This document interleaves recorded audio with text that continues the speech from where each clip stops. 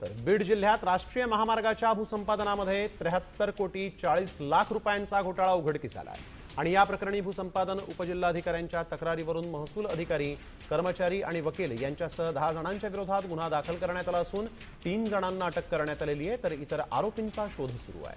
घोटाळ्याचा तपास करण्यासाठी SIT स्थापन करण्यात आली आहे आणि यात आणखीन मोठे अधिकारी अडकण्याची शक्यता आहे।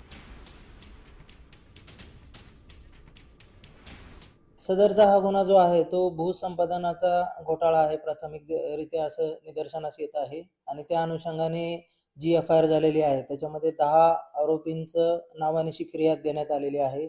सदर आरोपींचा आम्ही शोध घेतला, त्यापैकी 3 आरोपींना आम्ही आतापर्यंत अटक करण्यात यश मिळवलेलं आहे। तर आपण बघतोय अधिकारी, कर्मचारी आणि वकिलांच्या संगनमताने हा घोटाळा झाल्याचं आता इथे कळतंय। 73 कोटींचा राष्ट्रीय महामार्ग भूसंपादनात घोटाळा झाल्याची माहिती समोर आलेली आहे। यावेळी एक महत्त्वाची बातमी, बीडमध्ये महसूल विभागात यामुळे आता खळबळ माजली आहे।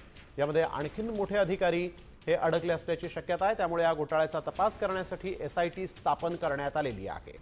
यावेळी एक महत्त्वाची बातमी, 3 जणांना या प्रकरणी अटक करण्यात आलेली आहे, तर 10 जणांच्या विरोधात गुन्हा दाखल करण्यात आलेला आहे। भूसंपादन उपजिल्हाधिकाऱ्यांच्या तक्रारीवरून महसूल अधिकारी, कर्मचारी आणि वकील यांच्यासह 10 जणांच्या विरोधात गुन्हा दाखल करण्यात आलेला आहे। योगेश काशीद आमचे प्रतिनिधी आपल्या सोबत यावेळेस फोन लाईन वरून जोडले गेलेले आहेत। योगेश, काय अधिकची माहिती? नक्कीच आपण पाहायला गेलं तर बीडच्या राष्ट्रीय महामार्गाच्या भूसंपादनात 73.4 कोटीचा घोटाळा झाला।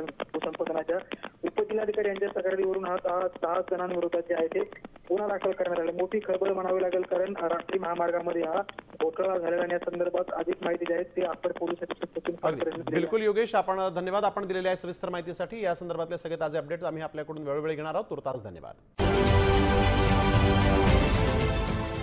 देश विदेशातील प्रत्येक घडामोडींचे लाईव्ह अपडेट मिळवण्यासाठी आता साम टीव्हीच्या सर्व सोशल मीडिया प्लॅटफॉर्मला लाईक, फॉलो आणि सबस्क्राईब करा।